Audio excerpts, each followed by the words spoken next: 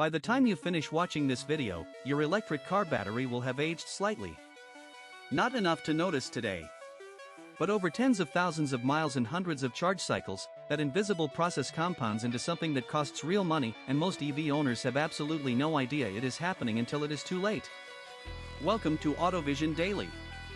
In the next 10 minutes, you are going to learn exactly how lithium-ion batteries degrade inside electric vehicles, what the science actually says about how fast it happens, and the one factor that destroys batteries faster than anything else, and it is not what most people guess. We will also look at real-world data from hundreds of thousands of EVs on the road today, and what you can actually do to slow the process down. Stay with us, because some of this will genuinely change how you use your car. To understand battery degradation, you first need to understand what a lithium-ion battery actually is. These packs are not one big battery. They are thousands of individual cells, grouped into modules, which are grouped into a larger pack. Each cell contains a positive electrode called the cathode, a negative electrode called the anode, a separator between them, and an electrolyte that allows lithium ions to move back and forth. When you charge the battery, lithium ions migrate from the cathode to the anode. When you discharge it by driving, those ions move back. Every single time this happens, tiny structural changes occur inside the cell. That is degradation at its most fundamental level. The cathode in most modern EVs is made from compounds like nickel manganese cobalt oxide, commonly called NMC, or lithium iron phosphate, known as LFP. Tesla has largely shifted toward LFP for their standard range vehicles, while many others still use NMC chemistry. Why does this matter? Because LFP chemistry degrades significantly more slowly than NMC under typical use conditions, which is one reason Tesla made that chemistry change a priority. Now here is where things get genuinely interesting. Battery degradation does not happen at a steady, predictable rate. Research published by the journal Nature Energy and confirmed by real-world fleet data shows that degradation follows a curve with two distinct phases. In the first phase, which typically spans the first 20 to 30,000 miles, degradation is relatively rapid. You might lose 2 to 4% of capacity in this window. But then it slows dramatically. The battery enters a more stable phase where degradation becomes almost gradual and linear. This is counterintuitive because most people assume batteries just get steadily worse forever. They do not. There is a stabilization point.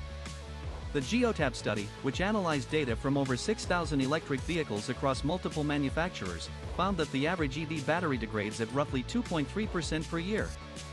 At that rate, after 10 years, a battery that originally gave you 300 miles of range would still deliver around 230 miles. That is far better than the worst-case horror stories many people fear. But averages can hide a lot of variation, and that variation is where the real story lives. So what actually causes the degradation? There are several mechanisms happening simultaneously inside every cell. The first is called solid electrolyte interface growth, or SEI layer formation. When a battery is first charged, a thin protective layer forms on the anode surface. This layer is actually helpful, it stabilizes the electrode. But over time, this layer keeps growing, consuming lithium ions in the process and reducing the amount available for energy storage. You cannot see it. You cannot feel it. But it is always happening. The second mechanism is lithium plating. This occurs most aggressively during fast charging, especially when the battery is cold. Instead of lithium ions inserting neatly into the anode material, they deposit on the surface as metallic lithium. This metallic lithium can become isolated from the electrode, permanently trapping it and reducing capacity. It can also create dendrites, tiny needle-like structures that can pierce the separator and cause internal short circuits. Lithium plating is one of the most damaging things that can happen inside a battery cell. The third mechanism is cathode degradation. The crystal structure of cathode materials can crack and break down over many charge cycles, particularly when the battery is charged to very high states of charge or discharged to very low ones. Operating a battery in the middle of its state of charge range, say, between 20 and 80%, dramatically reduces this type of stress. This is why virtually every EV manufacturer recommends against regularly charging to 100% unless you need the full range. But here is what nobody talks about enough: heat is the single greatest accelerant of every single one of these degradation mechanisms. A battery operating at 40 degrees Celsius degrades roughly twice as fast as one operating at 25 degrees. Batteries in hot climates like Arizona or the Middle East age significantly faster than those in cooler regions like the Pacific Northwest or Scandinavia. A study by Geotab and Recurrent, analyzing thousands of EVs across different U.S. climate zones, confirmed that vehicles in hot states showed measurably higher degradation rates than identical vehicles in cooler states. Not slightly higher. Measurably, statistically significantly higher. Fast charging compounds this. A DC fast charger can push enormous amounts of power into a battery in a short time, generating significant heat in the process. Using fast charging as your primary charging method, rather than slower level 2 home charging, accelerates degradation. The data from Recurrent, which tracks battery health across over 15,000 EVs, shows that vehicles relying heavily on fast charging show capacity losses that are noticeably higher over the same mileage compared to vehicles primarily charged at home overnight. Now let us look at some real manufacturer data. Nissan Leaf batteries, particularly early models that used air cooling rather than liquid thermal management, became infamous for degradation in hot climates. Some owners in Arizona reported losing 30% of capacity within 5 years. Compare that to the Tesla Model S and Model X, which use sophisticated liquid cooling systems, and you see dramatically better retention. Tesla's own data, shared publicly in their impact report, shows median battery retention of around 90% after 200,000 miles for Model S vehicles. That is remarkable longevity for any battery chemistry. The difference is almost entirely thermal management. A well-cooled battery with active liquid thermal regulation can absorb the heat generated by fast charging and high ambient temperatures far more effectively, slowing all the chemical degradation processes simultaneously. This is why thermal management system quality has become one of the most critical engineering differentiators between EV manufacturers. So what should an EV owner actually do with all of this information? The practical takeaways are clear and backed by evidence. First, charge to 80% for daily driving and only charge to 100% when you genuinely need the full range. Second, avoid regular DC fast charging when you can. Use level 2 home charging as your primary method and treat fast chargers as a convenience for road trips, not a daily habit. Third, if you live in a hot climate, park in shade or a garage whenever possible. Heat sitting in a parked car with a warm battery is doing damage even when you are not driving.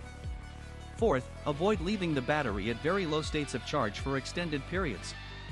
Deep discharge accelerates cathode degradation. Modern EVs also have battery management systems, or BMS, that do a remarkable amount of work behind the scenes. These systems balance individual cell voltages, regulate charging rates based on temperature, and even adapt charging curves over the battery's lifetime to protect aging cells. Some manufacturers like Tesla and Rivian push over-the-air software updates that actually change how the battery charges based on what the BMS has learned about your specific pack's condition. This kind of adaptive management is one of the most underappreciated features of modern EVs. Looking ahead, solid-state batteries promise to address many of these degradation mechanisms fundamentally. Because they replace the liquid electrolyte with a solid material, lithium plating and SCI growth are dramatically reduced. Toyota, Samsung, and QuantumScape are all racing to commercialize solid-state technology at scale. Most credible timelines suggest production vehicles with solid-state batteries arriving between 2027 and 2030. When they do, battery longevity concerns may largely become a historical footnote. For today's lithium-ion EVs, the bottom line is this: battery degradation is real, but it is slower and more manageable than most people fear. The average EV battery retains the vast majority of its capacity through a decade of normal use. The outliers are almost always explained by extreme heat exposure, heavy fast charging habits, or the absence of liquid thermal management. Understanding the science gives you real power to protect your investment and get the most from your vehicle for years to come. Before you go, if you learned something new today, hit that like button right now. It genuinely helps this channel grow. Subscribe to AutoVision Daily for a new video every single day. We will see you in the next one.